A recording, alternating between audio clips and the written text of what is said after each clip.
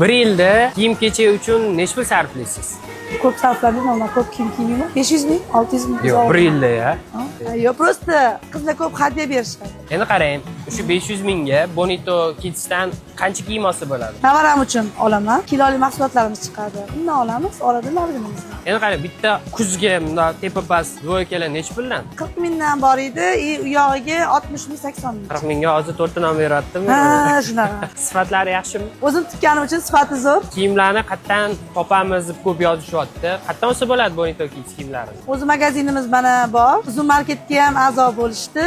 Uzun marketdan topsa ham bo'ladi, onlayn olsa ham bo'ladi. Hamma mahsulotimizni. 500-600 dollarga Bonitodan qancha kiyim olsa bo'ladi? Voy, Bonitodan ko'p kiyim olsa bo'ladi. Kiyimlari arzon, sifatli, sifatiga gap yo'q. Do'konlardan xarid qilsa bo'ladi.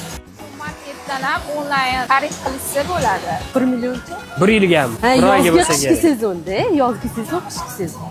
Ancha kiyim olsa bo'ladi. Ko'proq shu yerdan qilaman o'zim. Yunusobodda bor bitta filiali. Bittasi o'zimizda bor. Ayol kishiman, kiyingim kelaveradi endi.